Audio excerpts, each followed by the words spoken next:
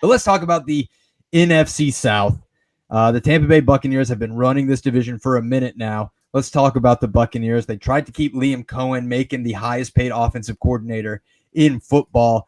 He does a little last-second switcheroo. He goes to take over the Jacksonville Jaguars, but the Buccaneers have lost their OC the past 4 years in a row because they've always been good, and you just want to go hire them as your head coach. I love Baker Mayfield. I love Emeka Egbuka.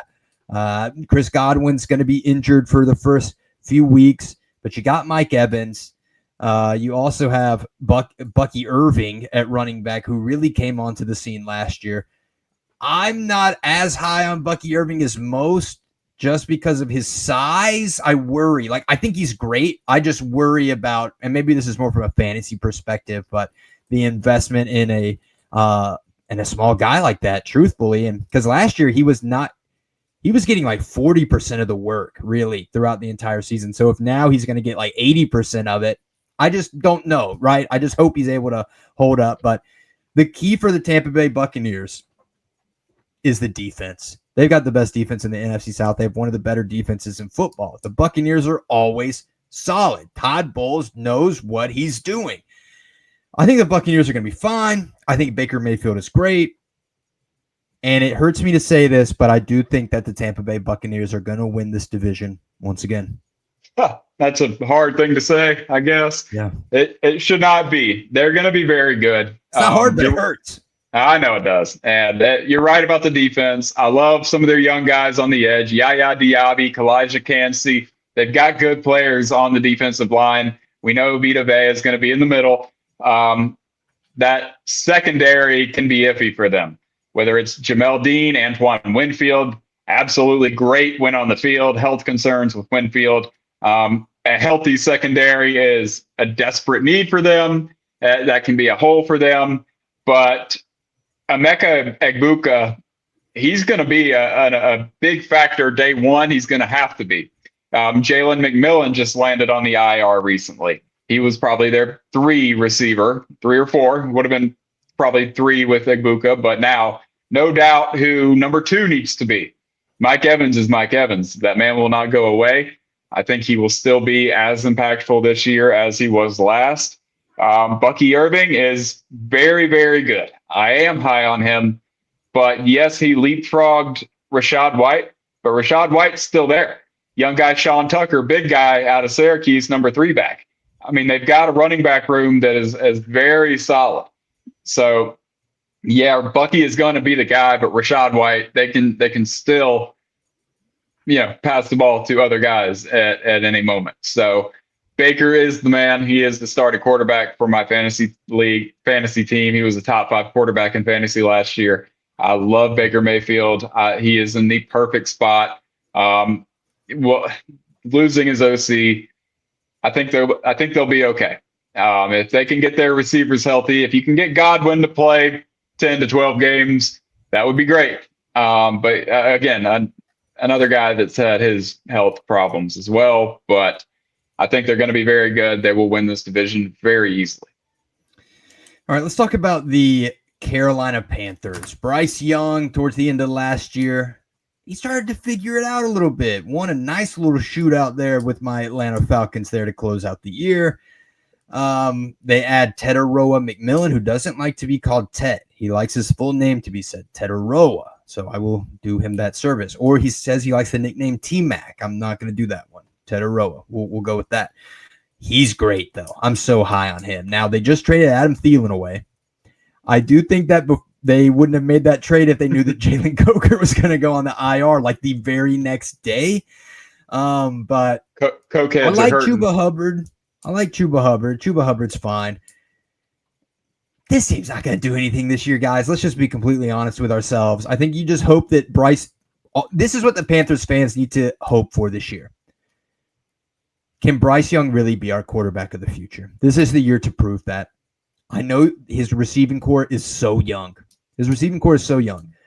But they are talented. Bryce Young just has to prove that he can do it. If he can turn those last 2 games of last year and kind of expand that over a 17-game season, get your 5th-year option. Maybe we're talking about a big contract extension. And I do think for Panthers fans, at least, if you see the spark, you re-sign him now. He's not going to be commanding this $55 million contract that like Tua and Trevor Lawrence are getting, even though maybe a lot of people don't think that they're even worth that. But we know, not to offend anyone, Bryce Young is not worth that right now. So if Bryce Young does show enough flashes, maybe you're getting him on a long-term deal for closer to kind of what Sam Darnold is making on an extended contract, which is good because if Bryce Young can really become a great quarterback, then you're going to have a really good value and you're going to be able to build a great roster around him. But this Panthers team, they're going to win 6 to 7 games this year, and you're just hoping and rooting for Bryce Young, I think, if you're a Panthers fan. You are. Despite being a quarterback from the University of Alabama, I am rooting for him at this point. I think, I don't know what it is about him, but whether it's having to deal with the state of the Panthers, you want to see him succeed at this point. And he's got a little bit better talent around him this year, a full opportunity for it to be his team this year. Young tight end Jatavian Sanders, I'm excited about him. I think Chuba Hubbard is better than okay. I think he is very good, kind of the perfect vet now running back for this team. Tataroa is going to be great immediately, I believe. Xavier Legette, we've got to see a little more from him. Yeah. But trading Adam Thielen, yes, you hate that. Jalen Coker was going to slot in to be a big part of this offense. Now you have to bring back Hunter Renfrow, who will be on the active roster. Defensively, young guys, Derek Brown out of Auburn, J.C. Horn. You've got some really good players, Trevin Wallace, really good players on defense. There are holes, but those are your top guys on defense. I think that they will not be the worst team in this division because New Orleans does still exist. But I think we're going to see maybe a little bit of a bright spot here and there for the Panthers. Yeah, let's talk about the New Orleans Saints. Yeah. Oh man, this just fills me with joy. The New Orleans Saints. God, who Mickey Loomis, what the heck are you doing? Are you getting like side checks from my guy Arthur Blank over in Atlanta? Jeez, the 40th overall pick, the 8th pick in the 2nd round, you go and take Tyler Shuck. And I get it. It's not a first-round quarterback. I totally get it. But damn, why did you take him in the 2nd round then? If he can't beat out Spencer Rattler, didn't y'all draft him in the 5th round the year before? Tyler Shuck looks so bad. If you can't beat Spencer Rattler, you're not going to be able to beat anybody. That was the easiest job for a quarterback to win. If they would have took Shedeur Sanders in the 5th round, Shedeur Sanders would be starting week 1 of the NFL season. Who signed off on this? If this was Kellen Moore's pick, I think you got to be worried about Kellen Moore's decision making and what he sees in players that he likes. Alvin Kamara is so old. Chris Olave. I'll say this, at least Chris Olave can admit, I don't even think I'm worthy of a big contract yet because I haven't proven it. I haven't been healthy enough. All right, well, let's see if you can this year. I know you got the Guardian cap on. We'll see if that can help, and I hope it does for his sake. But gee whiz, the Saints, man, what a dumpster fire. They tried to juice that orange from the Drew Brees rosters and all the success they've had from then. And, man, now they're just holding a dry old orange peel in their hand, and they ain't getting no more juice out of it. It's time to just blow it up. Get all these old guys out of here.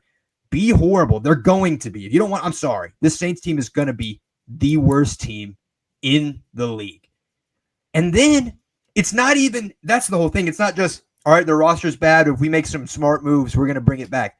Why the heck did you trade a 4th and a 7th round pick for Devon Vele, who was a 7th round pick last year? And he got drafted last year. He's 27 years old, Root. What are we doing? Tyler Shuck's 26. Vele is 27. I like Devin Neal out of Kansas. I'll give him that. But gee whiz, man. I'm just, as a Falcons fan, and I hope some Saints fans are watching this. And comment. I want to hear your defense of this, because I've yet to hear. I know some Saints people, they can't defend it. They have no explanation. They're like, we don't know what's going on. I got to go get me a brown paper bag to put my head in again. The Saints are so bad. They're going to be the worst team in the league. A little bit ago, their over-under win total was it 6.5? And I did not put my life savings on that in the moment, and I regret that every day. Now Where we at now? Now their win total is at 5.5. You gotta smash. There's no way that this team can go 6-11. There's no way. No, yeah, it is a bad place to be as a fan when you have no way to defend your team other than say, yeah, we suck, we're stupid, everything we've done recently is terrible. Gail Benson, you're at the top. Look down from there. It's bad. Mickey Loomis, you're a dumbass. You have to figure it out at this point. You draft Tyler Shuck and he's not going to play for you. That was the worst quarterback draft pick I've ever seen, maybe. But and right before this next draft where you're going to have all these great quarterback prospects, now it's like, all right, you're going to draft a quarterback next. yeah. Based off how they play, that's true.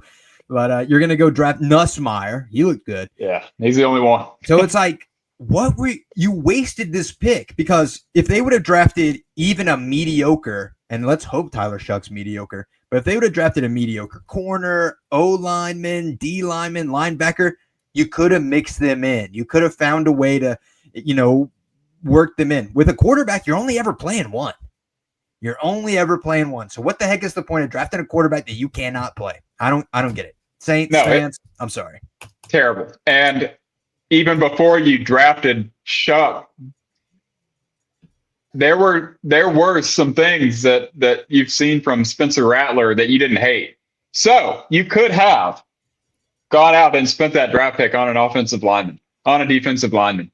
And if you did want to tank for a quarterback like Arch Manning, who can't throw well, has horrible mechanics, now that we have seen that in week 1. But I don't know. Now you're in big trouble looking forward. But no, you spent up draft capital on a wide receiver that, your number 2 wide receiver, number 3? I mean, absolutely boneheaded decision making. And now Alvin Kamara, poor Alvin Kamara, trade him, get him somewhere that he can, free that man. Yeah. I look at this team and it's unbelievable that you've let it get to this point from where you were not too long ago, at least being somewhat relevant. Now you look around. If you're in this division, you look at Tampa Bay and you're like, man, that can't be us. We're so far from that, from what Tampa Bay has built. We're so far from that. Even if you look at the Panthers, if you're a Panthers fan, you might not hate where you are. You've got something to be excited about. You said it with Olave and the concussions, the injuries. Can he be healthy enough and not have that happen again? Scary thing if it does, but it's hell for the Saints.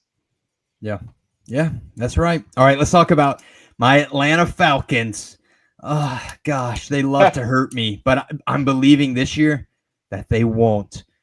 I am worried about Caleb McGarry being hurt, our right tackle, because Michael Penix is a left-handed quarterback. That's his blind side now. That does scare me, but I guess we do have the best backup quarterback in the league. That's a good thing, but Bijan Robinson, he is such an elite talent, one of the best running backs in the league. Drake London, he's great, one of the best wide receivers in the league, and I think we're going to finally really see that this year. We saw it a good bit last year, but this year I think he's really going to take off.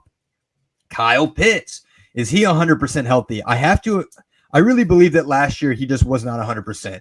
It looked like he was moving slow, couldn't run a clean route, and there's no way that guy was getting drafted as the 4th overall pick in the draft if that's just who he was. I just think there's something going on there, and I'm hoping he's going to be fine. Him and Michael Penix play golf together. I love that. I love those random little BS little stories.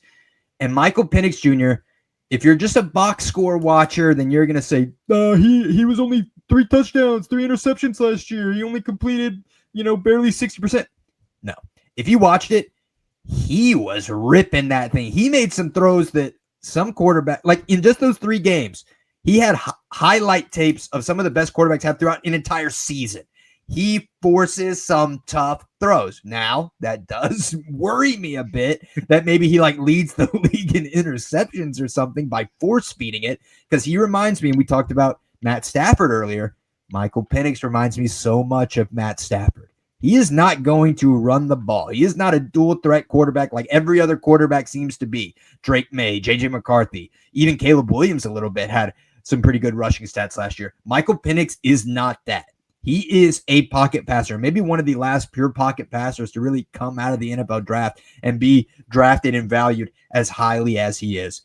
But Zach Robinson last year, first time being an OC, first time being a play caller. I really thought he started to figure it out there towards the end. My only worry is I really hope we don't force and like we're banking on Michael Penix Jr. to do too much. Because at the end of the day, he has only played 3 football games, So let's not, he doesn't need to be attempting 45 passes a game or something like that. You've got Bijan Robinson.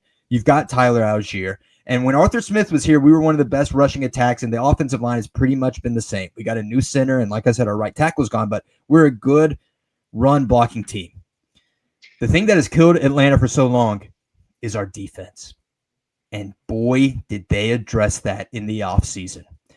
Jesse Bates is the best safety, maybe the best defensive play, one of the best defensive players in the league. Love that guy. But now you're adding Billy Bowman, Xavier Watts from Oklahoma and Notre Dame. They're starting week 1. You also add Jalen Walker and James Pierce Jr. Now, if Micah Parsons was available for trade back in April, I don't think either of those 2 guys would be on our team, and I think we would have Micah Parsons. But I love Jalen Walker. And James Pierce, if you can go back in time to 2024, the summer of 2024, the way too early mock drafts, year in advance mock drafts, James Pierce was the first overall pick. Go look at him. Go look at those mock drafts. But he slipped. He kept slipping. I don't know if it's like character issues. Does he take football that seriously? I don't know. Hey, James Pierce is gonna be nasty. He is so fast. And he looked elite in preseason. He looked elite in fall camp. And he's got a little bit of MF in him. He gets in fights with people, and I like that. Even the offensive line for Atlanta said it. Yeah, James Pierce, he gets in fights, but it's going to help us in the football season. So there's no bad blood. They know that they just love his intensity. I think James Pierce Jr., hey, maybe my dark horse for defensive rookie of the year, because he's going to be one of the fastest edge rushers in the league. And if Atlanta can play their cards right, and gee whiz, fingers crossed, I hope they do. And I didn't even say the thing that we're all kind of forgetting about. You know who our defensive coordinator is now, right?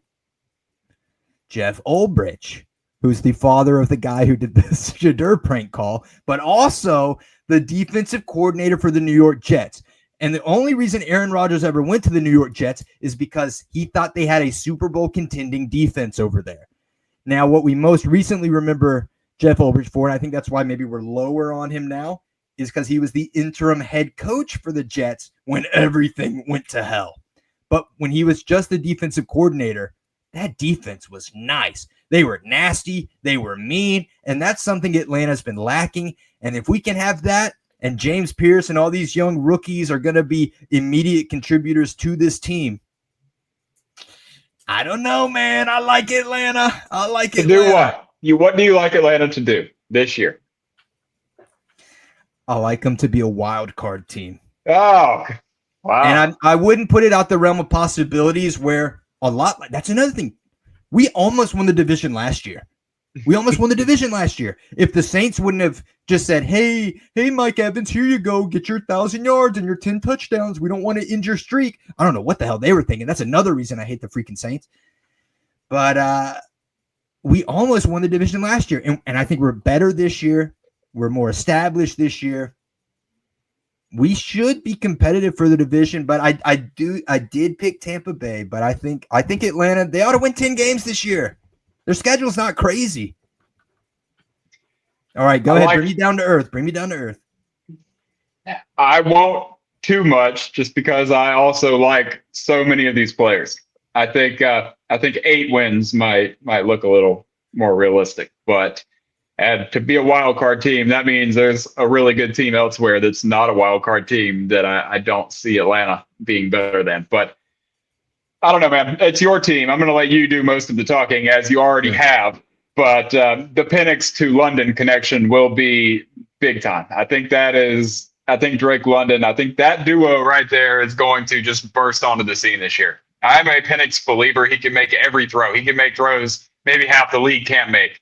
I love him as a quarterback. And that Caleb McGarry injury is a big deal, very big deal. And we'll see if they can plug that hole up. But yeah, I'll tell you about who I know. That's Jalen Walker out of Georgia. He was an absolute motor for Georgia. Not the biggest guy, 6'2", 250, but he's just an animal. His motor doesn't quit. Michael Williams out of Georgia that went to the 49ers, we mentioned him. He's the prototype. He's the 6'5", 265, 270 defensive end. Jalen Walker was all over the place, but was as disruptive, if not more so.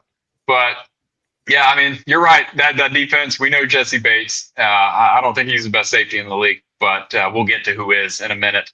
Yeah, so you're right. I think they're a good team. They're coming up. Jeff Ulbrich, that's a great coordinator, perfect to run this defense, and they will be good so long as they can stay healthy. The wide receiver depth, maybe I don't love that a lot. I like Darnell Mooney, but beyond that, kind of worries me a little bit. And then Kyle Pitts, what are we gonna get? Let's see it, man. I don't know, but you that's your team, buddy. I'll let you have talked the most about them. All right, fair enough.